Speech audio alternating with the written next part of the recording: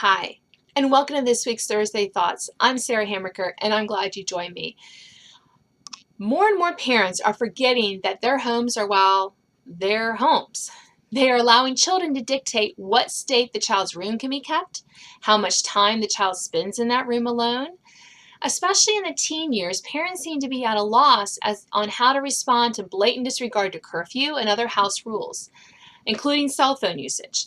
Used to be mom and dad calmly and collectively informed wayward children that they were living in their house and therefore must follow their rules. No ifs, ands, or buts about it. Parents should be the one to establish authority in their home, not the children. This means that the home revolves around the parents, not the kids.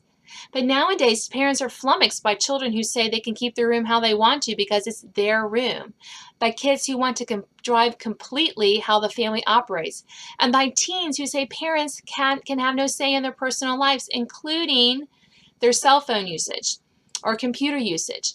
The parents of another generation knew that having a parent marriage-centered home was best for children, and that meant following the my house, my rules expression. My house, my rules doesn't lord over children a parent's authority. Rather, it puts the child's desires and wants into their proper perspective. Let's tackle one of the most prominent problems that crop up in households that don't adopt this adage.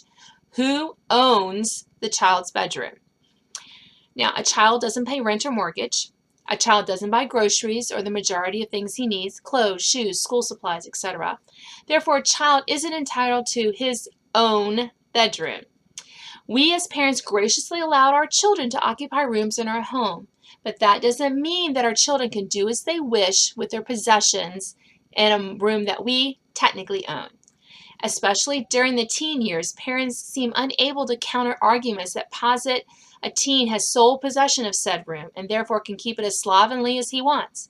Or a teen can slink into his room and stay hidden from the family and a parent has no right to enter the inner sanctum. Au contraire, we have every right to expect our children keep their rooms clean to our satisfaction and to allow us entrance into their rooms on any given day or hour. That's not to say we don't allow them privacy. That's not what I'm saying.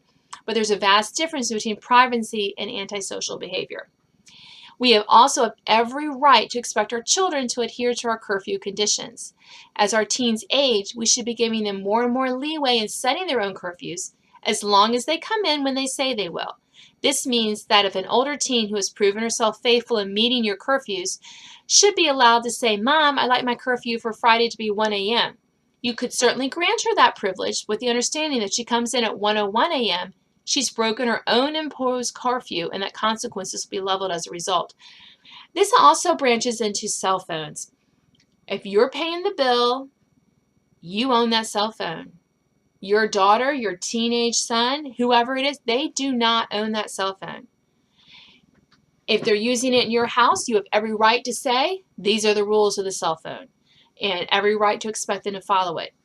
I do caution that if you have that, you follow these same rules too, that you don't expect your teen to put down their cell phone when they're having a conversation with you if you're not going to do it. Let's walk the walk, talk the talk, especially with cell phone use. But my house, my rules we have to remember this is for our teens and our children's own good.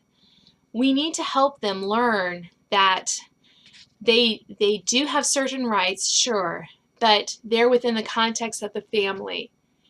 And that means that they need to adhere to our rules because they're living in our house. But we do this with love, not because we want to be power-hungry parents. Thank you for joining me, and I hope you'll join me next week for another Thursday Thought.